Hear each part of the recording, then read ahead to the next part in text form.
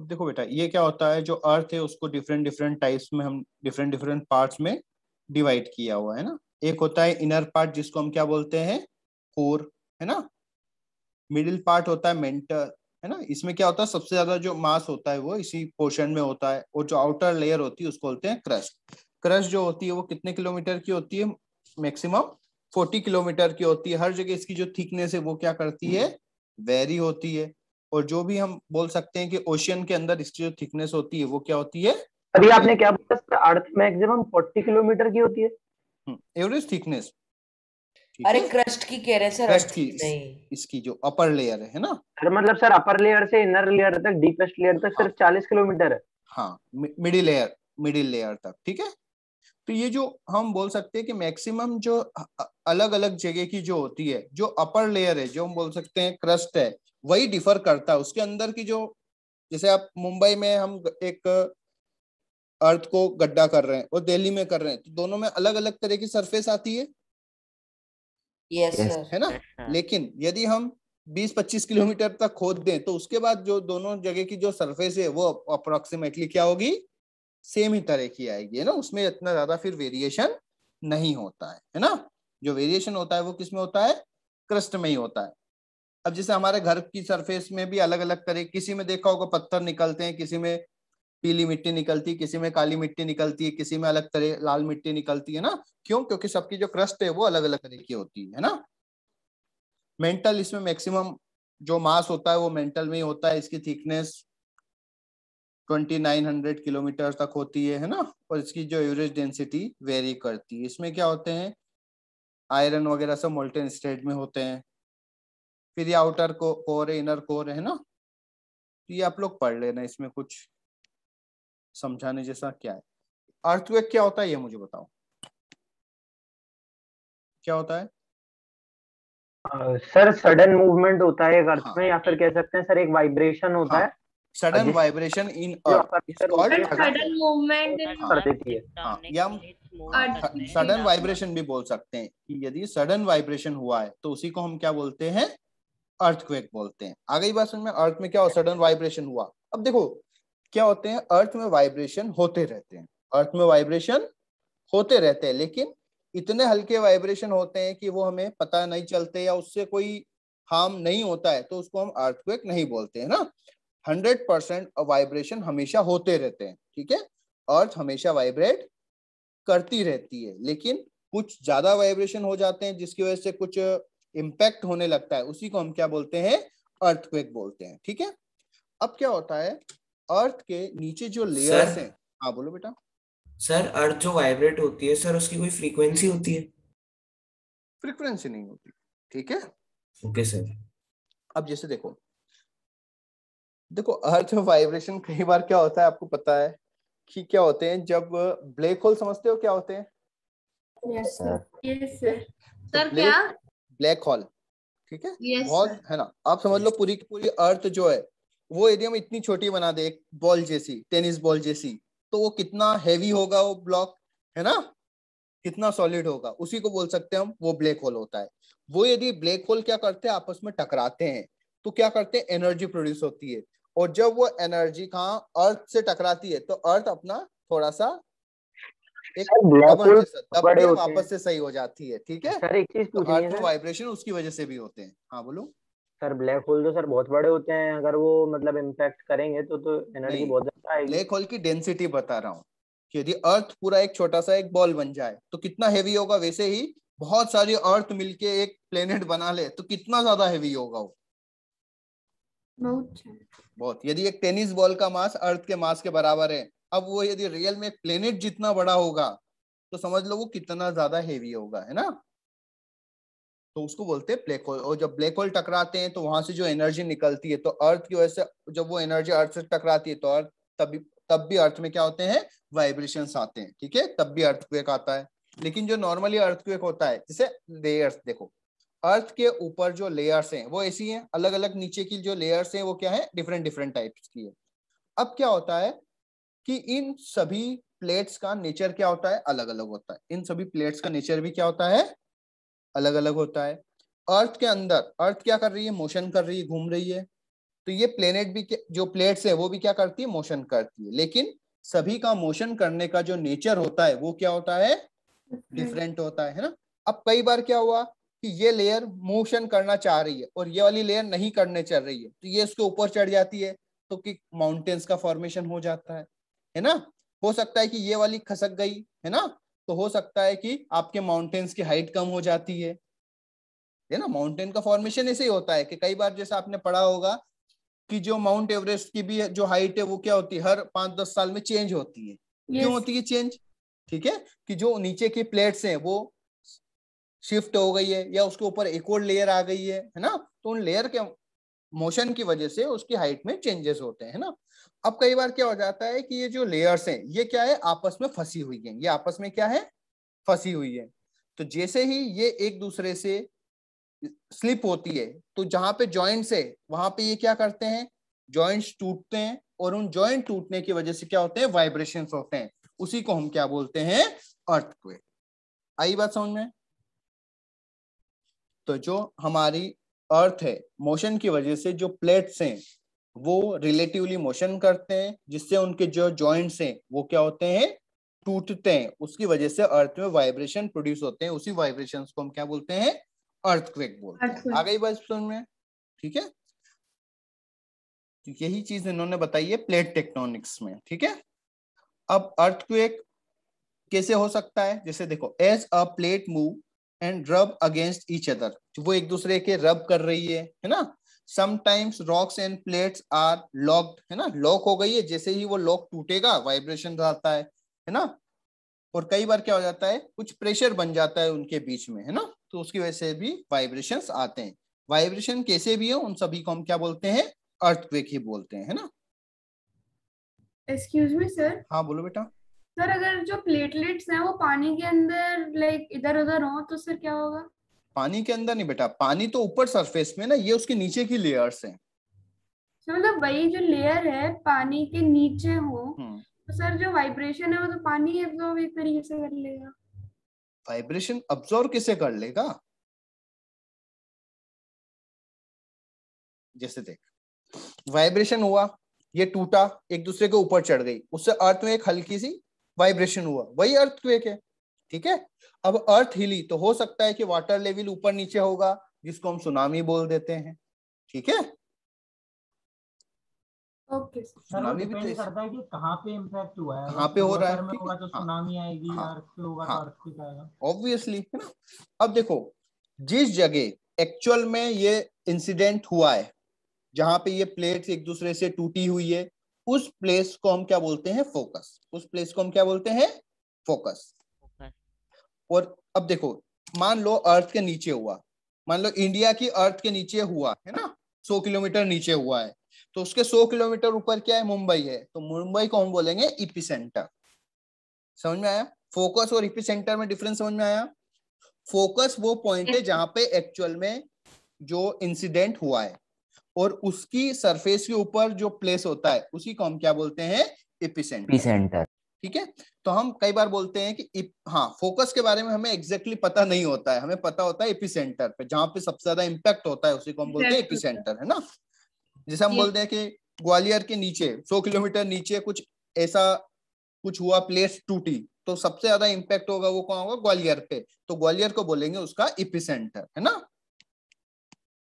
Clear है। Sir पर कुछ कुछ जगह ही होती है जहाँ पे अर्थक्वेक देखो बेटा, क्या होता है कि सब जगह की जो नीचे की सरफेस है वो क्या होती है, एक जैसी नहीं होती, कुछ वीक होती है, कुछ टाइटली हो सकता है ग्वालियर के नीचे की सरफेस काफी मजबूत है ना, या फिर एक ही तरह की है बिल्कुल, जिसमें कोई मोशन होगा तो पूरा एक साथ ही होगा। आई बात समझ में। पूरी यदि एक ही जैसी सरफेस है तो उसमें कोई चेंजेस होगा ही नहीं, जहां पे ये प्लेट्स वेरी करती है वहां पर ये जो अर्थक्वेक आने के चांसेस ज्यादा होते हैं ना। अब सिस्मोग्राफ देखो क्या होता है, सिस्मोग्राम ये समझ रहा है, दिखाई समझ में आ रहा है ये, ठीक है। जैसे ही वाइब्रेशन होगा तो ये स्प्रिंग ऊपर नीचे हिलेगा, है ना, ऊपर नीचे हिलेगा, और ये जो रोल है ये कंटिन्यूअसली क्या होता है, रोल होता जाता है ना। तो रोल होता जाता है, तो जैसे ही ये ज्यादा हिलेगा तो ये पेंसिल बड़े बड़े कर्व बनाएगी, मतलब वहां पे अर्थक्वेक ज्यादा है, और छोटे छोटे वाइब्रेशंस तो हमेशा आते रहते हैं। क्लियर है? सर वैसे इसका यूज क्या है? अपन को तो पता ही लग जाएगा कि अर्थ में आ रहा है तो आ रहा है, इसमें क्या है? सर वो तो रिकॉर्ड रखने के लिए होता है। रिकॉर्ड रखने के लिए कि कितना वाइब्रेशन हो रहा है। इसको अपन ऐसे भी बना सकते हैं कि हम क्या करें, अपनी जो सरफेस है, मान लो क्या कर लिया ऊपर से, है ना, एक हमने क्या किया, एक धागा बांधा और इसमें बहुत बड़ा सा आयरन का वो बांध दिया हमने, एक आयरन का ये है, समझ रहे हो, बॉब है। इसके नीचे हमने लगा दिया एक पेन, क्या लगा दिया, एक पेन है, एक पेन है। और इसके नीचे हम क्या कर रहे हैं, एक पेज को मूव कराते हैं, इस पेज को क्या कराते हैं, मूव कराते हैं, है ना।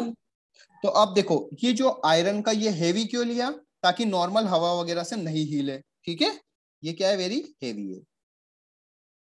अब यदि अर्थक्वेक आया तो अर्थ हिली तो ये भी हिलेगा, तो ये हल्का हल्का सा ऐसा वाइब्रेशन बना रहा है, ज्यादा हिली तो ये ऐसे ऐसे वाइब्रेशन बनाएगा, तो पता लगता है कि कितना वाइब्रेशन हो रहा है, ठीक है।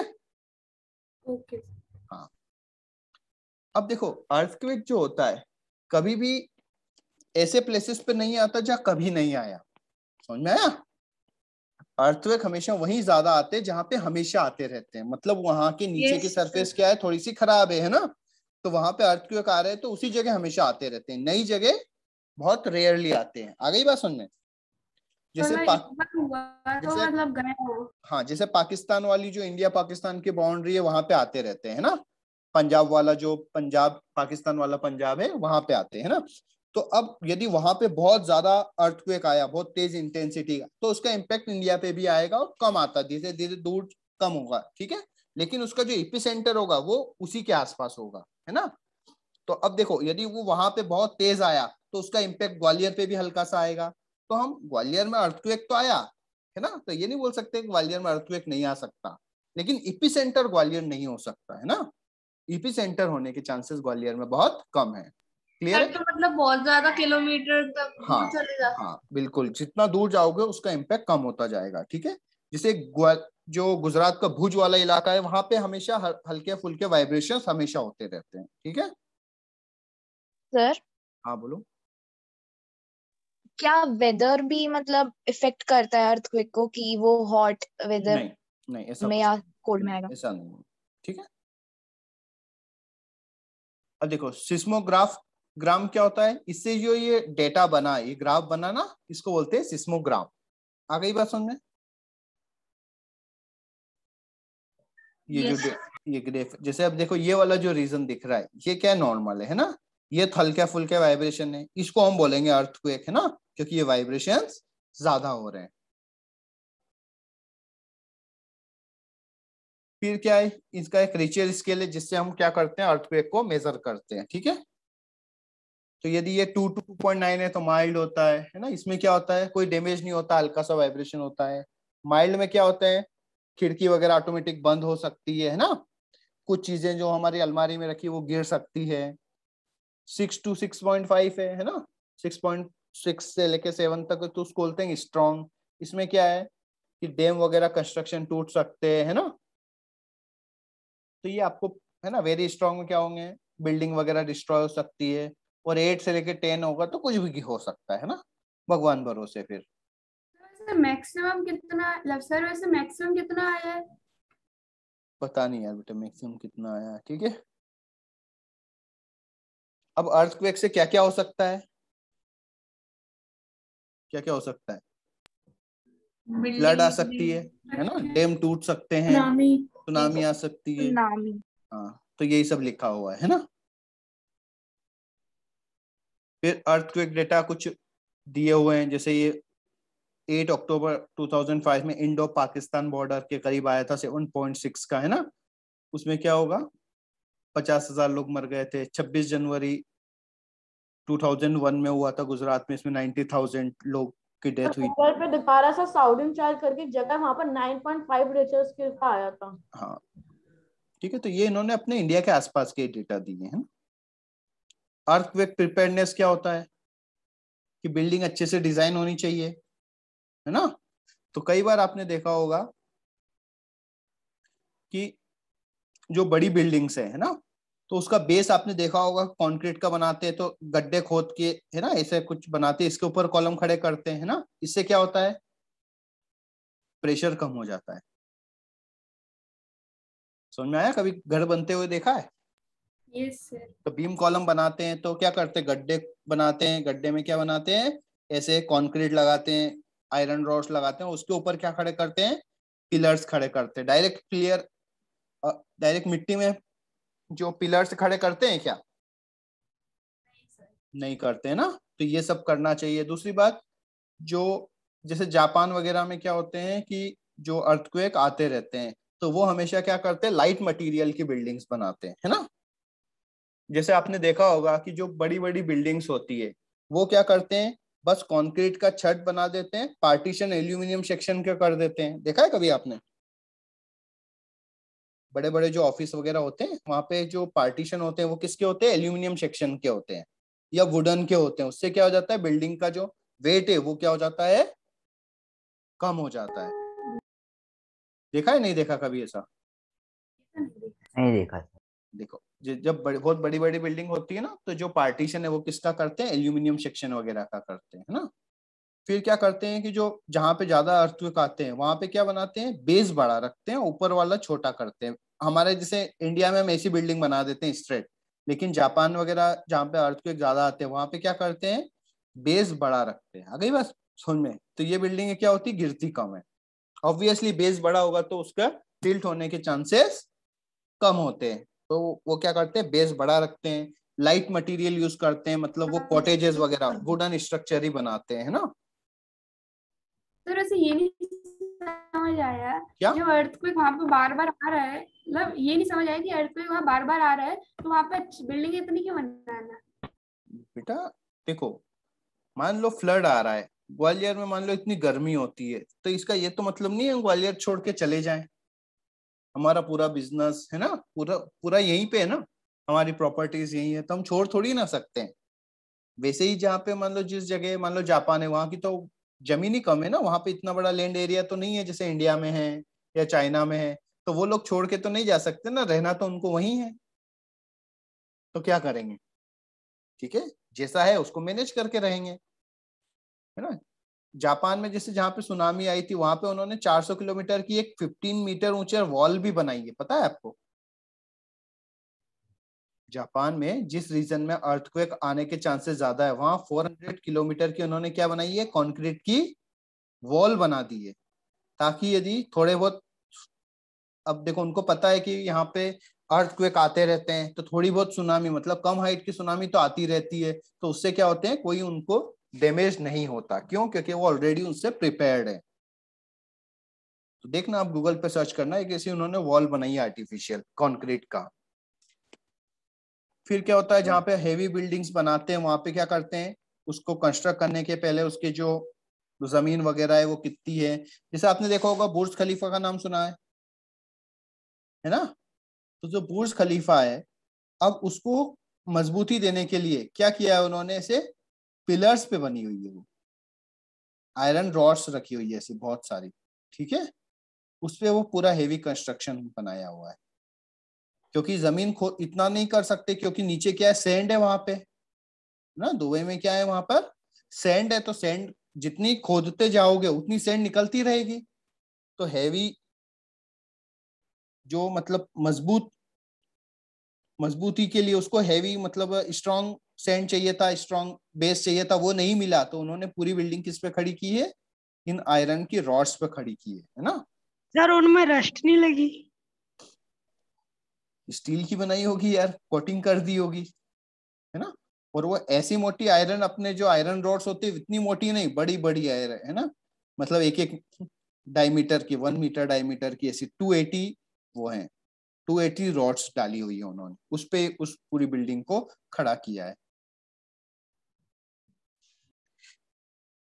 फिर जहाँ पे आपको सॉइल वगैरह का थोड़ा सा नॉलेज होना चाहिए, है ना, फिर इंजीनियरिंग की थोड़ी हेल्प ले लो बिल्डिंग के डिजाइन वगैरह के लिए, एनालिसिस कर लो कंस्ट्रक्शन के पहले, है ना। फिर क्या होता है कि सॉइल को आप थोड़ा सा देख लो, सॉफ्ट सॉइल नहीं होनी चाहिए। फिर मटेरियल, अच्छा मटेरियल यूज करना चाहिए।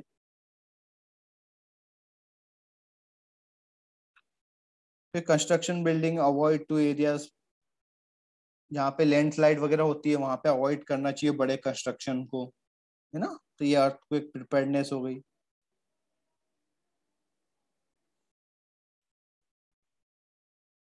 तो हो गया चैप्टर खत्म। तो ये सब आपको ही पढ़ना है, क्लियर है? Okay sir. Yes sir. अब अर्थक्वेक आता है तो क्या करना चाहिए आपको? सर टेबल के नीचे। छोटा मोटा आए तो टेबल के नीचे ठीक है, कि कुछ चीजें नहीं गिरे, बिल्डिंग ही गिरेगी तो टेबल के नीचे थोड़ी बच पाओगे, है ना। तो हमेशा क्या करना चाहिए, ओपन एरिया में चले जाना चाहिए, है ना, ग्राउंड वगैरह में चले जाना चाहिए। हमेशा इलेक्ट्रिक पोल वगैरह से क्या होना चाहिए, दूर रहना चाहिए। कभी भी ब्रिज के नीचे छुप जाओ, ऐसा नहीं करना चाहिए, है ना। ब्रिज ही टूट जाए। हाँ, ब्रिज वगैरह ये पहले टूटते हैं, ब्रिज हो गया जो, या फिर आपके जो कई बार पेड़ वगैरह। हाँ बोलो। मैंने एक फैक्ट देखा था कि जो इंडिया से बाहर कोई कोई बिल्डिंग्स हैं तो उधर सीढ़ियों के बगल में वो फिसल पट्टी बना के रखी है, तो जब भी वहां पे अर्थक्वेक आते हैं तो लोग उस पे से चले जाते हैं। उस पे से, हाँ, जैसे इमरजेंसी लैंडिंग के लिए, है ना। हाँ। इमरजेंसी आउटडोर होता है कि जैसे ये आए फटाफट कूद जाओ बस उस पे, है ना। लेकिन ये उन जगहों पे होता है जहां पर रेंडमली आते रहते हैं ना। इंडिया में तो ऐसी कंस्ट्रक्शन नहीं करेंगे। इसके तो सिर्फ एक्सरसाइज 3 में एक ही क्वेश्चन है।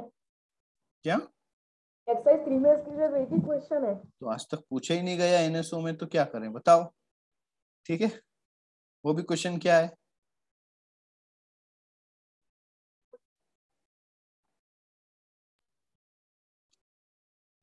ठीक है, बहुत इजी क्वेश्चन होगा, तो ज्यादा क्वेश्चन इस चैप्टर से नहीं पूछे जाते हैं ना। एक बार पढ़ लेना, है ना। सर लीनियर स्केल और नॉन लीनियर स्केल में क्या डिफरेंस है? लीनियर स्केल और नॉन लीनियर स्केल में डिफरेंस, जैसे आप लीनियर रिलेशन पता है आपको क्या होता है? लीनियर रिलेशन का मतलब है कि जैसे x इक्वल टू या y इक्वल टू, मैंने बोला 2x, y इक्वल टू बोला है 2x। तो देखो, यदि x को डबल करूंगा तो y भी कितना होगा, डबल होगा। x की को मैंने 3 टाइम बढ़ा दिया तो y भी कितना बढ़ेगा, 3 टाइम्स। इसको बोलते हैं लीनियर रिलेशन। इसको क्या बोलते हैं, लीनियर। अब y इक्वल टू मैंने बोल दिया 2x स्क्वायर, है ना। तो ये लीनियर रिलेशन नहीं है। यदि x की वैल्यू मैंने डबल कर दी तो 2x की पावर 2 कितना होगा, 4x होगा, तो y 4 टाइम्स बढ़ेगा, है ना। तो वो लीनियर रिलेशन नहीं होता है। आ गई बात समझ में? सर आपने क्या बोला, ये करो देगा। मान लो ये रिलेशन होता है, दोनों की पावर 1 होती है ना, उसको बोलते हैं लीनियर रिलेशन। ठीक है, अदरवाइज बाकी सब नॉन लीनियर रिलेशन है। ठीक है सर, जो एक्सरसाइज 3 है उसका जो थर्ड ऑप्शन है उसमें लिखा है Richter scale is a dash scale, तो लीनियर या नॉन लीनियर? नॉन लीनियर होगा।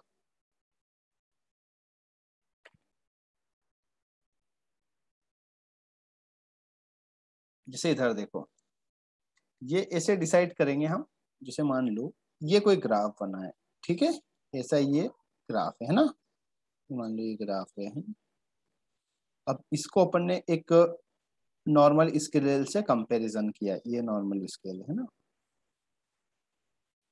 ये नॉर्मल स्केल है, इसको यहाँ पे मार्किंग है 0, ये 1 है ना, 2, 3, 4, 5। अच्छा, 1 से 2 हुआ और 3 से 4 हुआ, 4 से 5 हुआ, दोनों में डिफरेंस होगा या सेम इंपैक्ट होगा?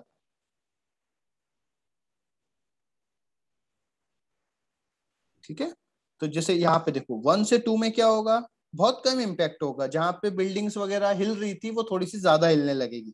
लेकिन 4 to 5 में क्या होगा, जो बिल्डिंग हिल रही थी वो पूरी की पूरी गिर सकती है ना।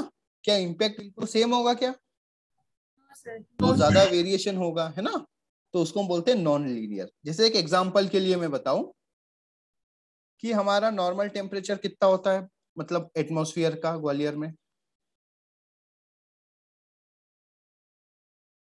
30 डिग्री। 30 डिग्री से, सर 30 है ना, यस सर 30 30 से 35 हो जाए, उसमें ज्यादा प्रॉब्लम होगी या फिर 40 से लेके 45 में?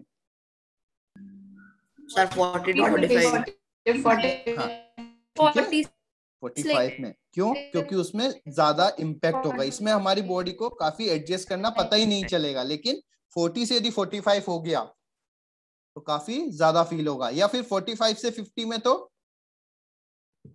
बहुत ही ज्यादा होगा, है ना। वैसे ही मान लो, हाँ मान लो 5 सेंटीमीटर 5 डिग्री सेंटीग्रेड टेम्परेचर कम हो गया, 35 से 30 हो गया, इतना इम्पैक्ट नहीं आएगा जितना 5 डिग्री से 0 डिग्री में आ गया, ठीक है। 5 से 0 में तो फिर क्या होगा, है ना, जम ही जाओगे, तो बहुत ज्यादा इम्पैक्ट होगा। तो इसको बोलते हैं नॉन लीनियर, मतलब हर डिग्री पे उसका जो इम्पैक्ट है वो क्या होगा, डिफरेंट होगा, है ना, इसको नॉन लीनियर बोलते हैं। Okay sir. और बताओ सर वैसे कितने चैप्टर बचे हैं अपने फिजिक्स में? हो गया ये चैप्टर भी खत्म।